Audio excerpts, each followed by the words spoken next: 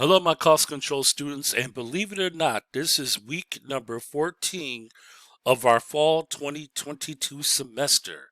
That means that after this week, we have one more week left before we actually conclude this semester. So, just a few things that I want to bring to everyone's attention.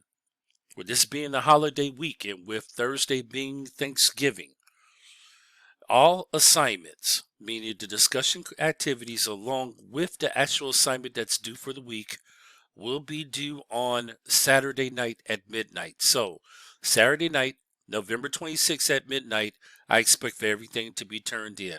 Now, please, by all means, students, if you want to take the liberty to work on everything early, you can definitely do that and you can submit it early, as this content will be made available for you on Saturday, November the 19th. You can take the beginning of the week, being Sunday, Monday, Tuesday, and Wednesday, and you can actually work on completing your assignments along with your discussion activities and everything else that's included within this week.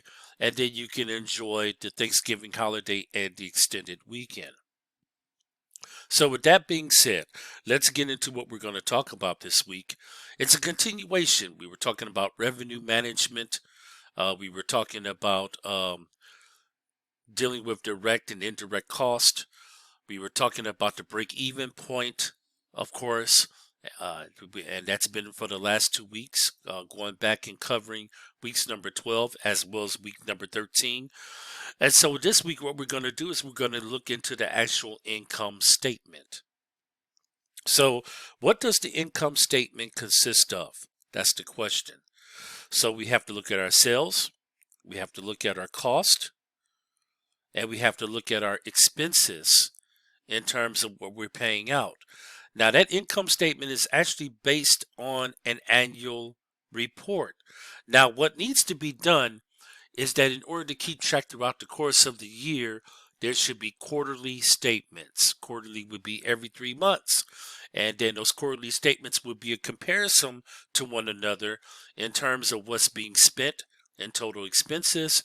And then, of course, what the total sales are for the restaurant establishment, what the establishment happens to be bringing in terms of sales, and then, of course, deducting the total cost, whether it be employee payroll, operating expenses, inventory. There's a variety of things that you have to look at when it comes to total cost, okay, and what is actually coming out of the annual revenue, you could say, for the most part, based on the total sales that the restaurant is earning.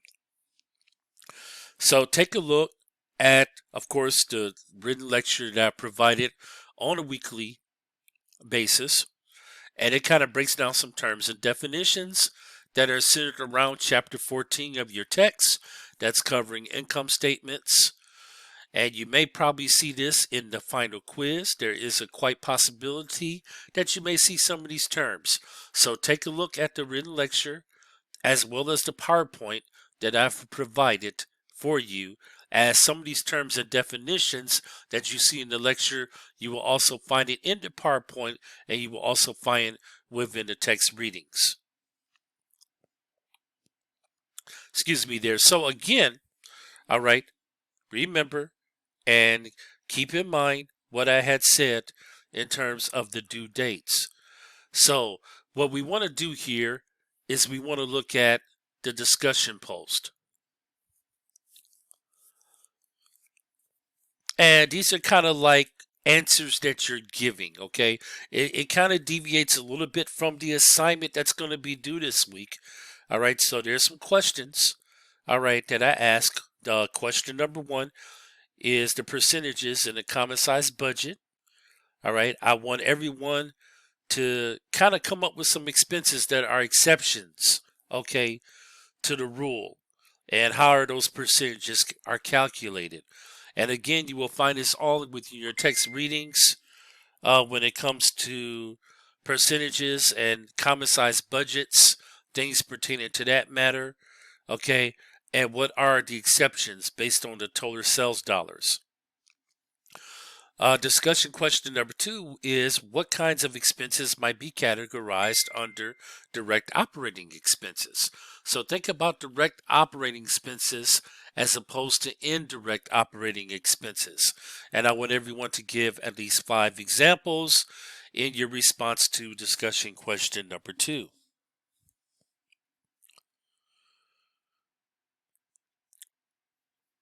So with that being said, let me get into the assignment here and what the assignment is. Now, what I've done, I've actually created an income statement on Excel spreadsheet. Okay, it is an example of an annual budget. All right, again, this is not based off an actual restaurant and their reports. These are numbers that I came up with and I created an Excel spreadsheet. So, what I want the class to do is this. It's a template that I have attached right here in the assignment. Now, as I open this up, I'm going to show everyone exactly what I expect you to do. Okay, this is the spreadsheet. Now, the cursor here, as I'm just kind of dragging it down with the Excel spreadsheet, I want everyone to figure out total sales, total cost, and figure out the percentages based on the annual budget.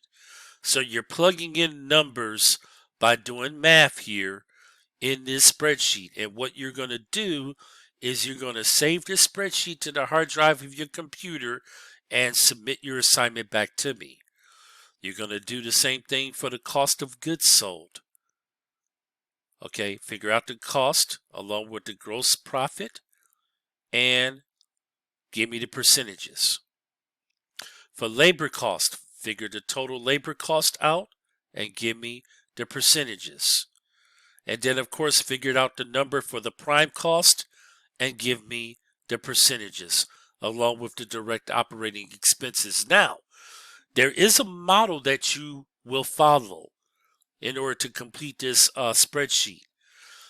In page 239 of your textbook, of the online textbook, I want everybody to look at figure 14.7 as an example. 14-7 is your example of an annual budget.